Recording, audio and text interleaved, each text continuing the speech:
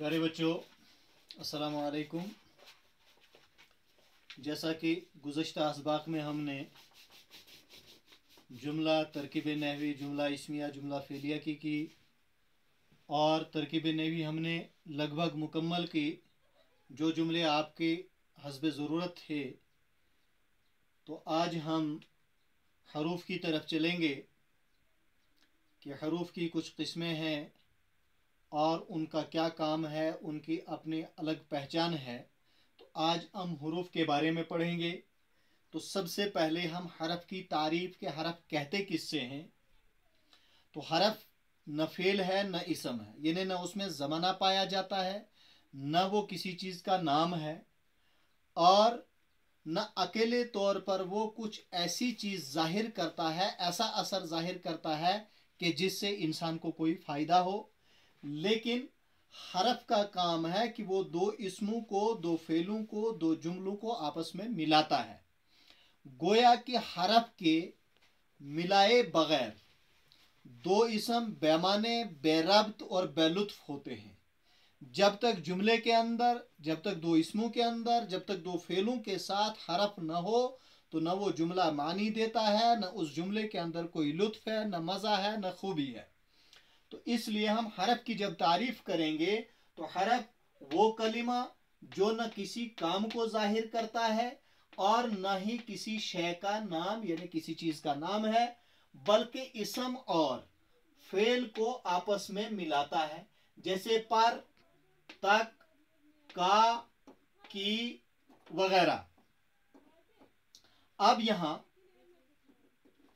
जैसे में छत एक इसम है, चढ़ फेल है, लेकिन जब तक इनके साथ हरफ नहीं होगा, अगर मैं छत चढ़ कहूं, कोई माने नहीं, कोई लुत्फ नहीं जुमले में।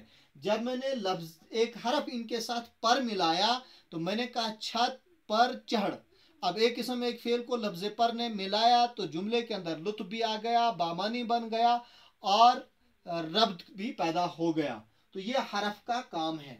फिर हरूफ की दो किस्में हैं, एक हरूफ हिजा और दूसरा हरूफ मानवी। तो हरूफ हिजा बहरहाल आपने इससे पहले पढ़े कि हरूफ हिजा जिनका ताल्लुक बनावट से है, जो हरूफ की बनावट को, साख्त को बयान करते हैं, और उसकी तरफ हमने जाना नहीं। दूसरी किस्म जो है हरूफ मानवी है।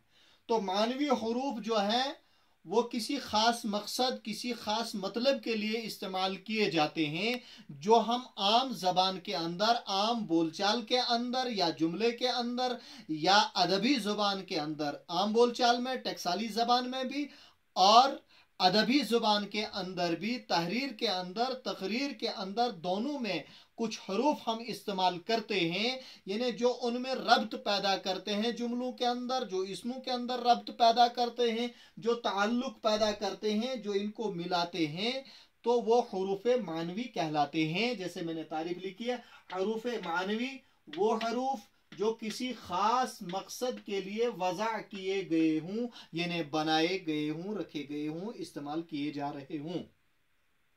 तो उनकी बहुत सारी अकसाम है। पहली किस्म है उनमें हरूफ जार।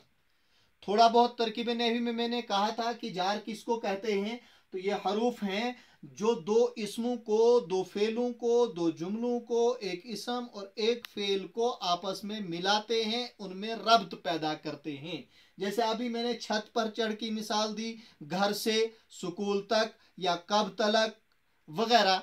तो ये हरूफ जो हैं ये रब्त पैदा करते हैं, ये मिलाने का काम करते हैं, इनको हम हरूफ जार कहते हैं। इसीलिए इनसे पहले जो इसम आता है, मैंने पहले भी कहा था, उसको हम मजरूर कहते हैं। तो हरूफ जार वो हरूफ है न, वो किसी इसम को दूसरे इसम के साथ रब्त देते हैं, यानी एक इसम को दूसरे इसम के साथ मिलाते हैं, एक फेल को दूसरे फेल के साथ मिलाते हैं, या एक इसम एक फेल को आपस में मिलाते हैं, या एक इसम को दूसरे इसम से मिलाते हैं, या दो जुमलों को आपस में मिलाते हैं। यह हरूफ जार का काम है। अब हरूफ जार कौन से हैं, तो मैंने आपकी आसाइश के लिए उन सब को यहाँ बयान किया है कि हरूफ जार ये हैं, में, से, पर, तक, तलक, ता, अंदर, को, दर, जो कहते हैं आप दरी असना या दर असल, ये वो दर है, दरवाजे वाला दर नहीं है। दर असल के शुरू में जो दर लगता है वो, यानी असल में माने इसके में के, दर बाहिर जेर यानी नीचे, दरमिया, वास्ते, बीच, सिवाय, साथ, जानिब, ऊपर, आगे, पीछे, तरफ, लिए, पास, नजदीक, समेत वगैरह, ये हरूफ जार हैं। यानी ये हरूफ जब भी कहीं जुमले में आए तो ये हरूफ जार होंगे। इनसे पहले इस्तेमाल होने वाला इसम मजरूर कहलाया जाएगा। लिहाजा ये हरूफ याद करने ज़रूरी है, इनकी पहचान ज़रूरी है। ये आगे एक किस्म हरूफ जार। दूसरी किस्म है हरूफ अतफ। तो अतफ मैंने पहले भी आपको तरकीब नहवी से पहले जुमले के अंदर मुरक्कबात में मैंने बताया था, मुरक्कब अतफी में, कि भाई अतफ क्या होता है। ये वही अतफ है।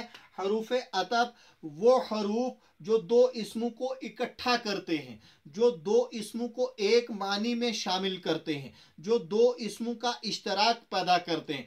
मसलन हरफ अतफ का काम यह है कि जो बात हरफ अतफ से पहले वाले इसम के बारे में कही जा रही हो, वही बात हरफ अतफ के बाद में आने वाले इसम के बारे में भी कही जाती है।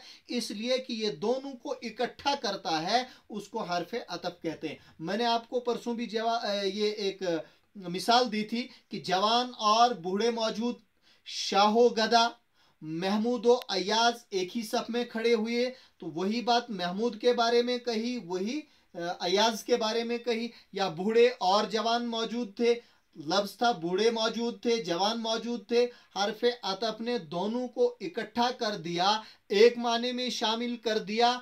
इकट्ठा करने के बाद कहा जवान और बूढ़े मौजूद थे, तो ये हरफ अतफ हरफ और ने इनको आपस में मिलाया और मिलाने के साथ इकट्ठा कर दिया, तो यह हरफ अतफ है। यानी हरूफ अतफ वो हरूफ जो दो इसमों को इकट्ठा करते हैं, यानी एक माने में शामिल करते हैं।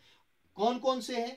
और, बल्कि, फिर, के, वाव, न हरूफ अतफ हैं। ये चंद ही हैं, ये हरूफ अतफ हैं। और ये बात आप जहन में रखेंगे कि हरूफ अतफ से पहले जो इसम आता है उर्दू में या जो लफ्ज आता है उससे हम मातूफ अलई कहते हैं, और जो बाद में आता है उससे हम मातूफ कहते हैं।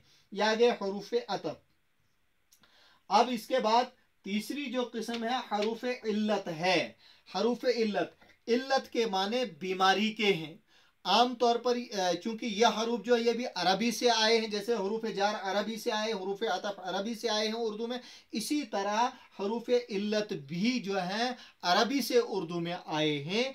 इल्लत के माने बीमारी के, लफ्जी माने बीमारी के हैं। जैसे आप कहते हैं फला आदमी बहुत अलील था, यानी बीमार था, तो इल्लत के माने बीमारी के हैं।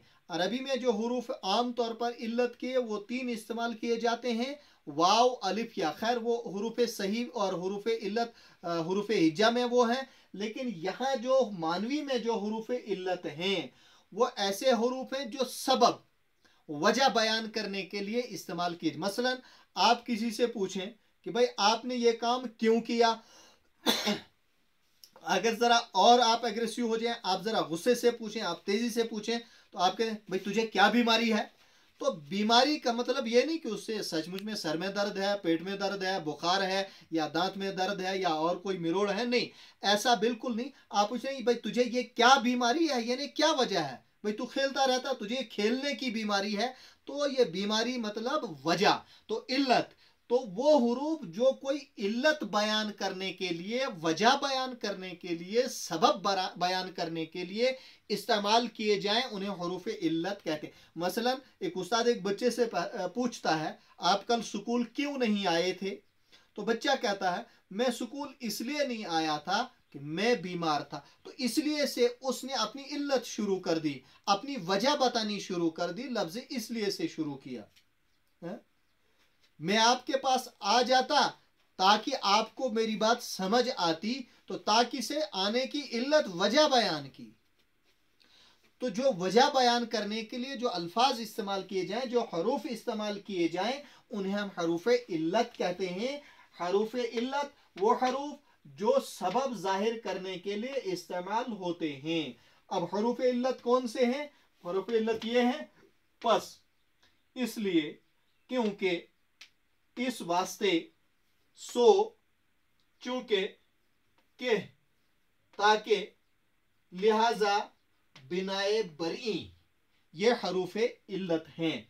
यहां तक आगे हरूफ। अब मैं आपको थोड़ा पीछे ले चलूं कि मैंने आपको हरूफ इजाफत के बारे में बताया, मैं सिर्फ उनको दोहराऊंगा कि हरूफ इजाफत जो दो इसमों को आपस में मिलाते हैं, यानी एक इसम का रिश्ता दूसरे इसम के साथ पैदा कर देते हैं, उनको हरूफ इजाफत कहते हैं। ये चीज़ मैंने आपको मुरक्कब इजाफी में अच्छी तरह समझाई थी कि हरूफ इजाफत 3 है, का, के, की, रा, रे, री, ना, ने और नी। और ये हरूफ इजाफत तब है जब ये का, के, की जब मुतलक इसम के साथ आएगा या ज़मीर गायब यानी थर्ड पर्सन के साथ मिलकर आएगा तो हर्फ इजाफत होगा।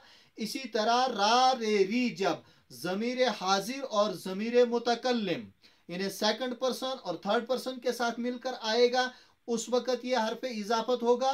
ना, ने, नी लफ्ज़ आप के साथ मिलकर आएगा तो हर्फ इजाफत होगा।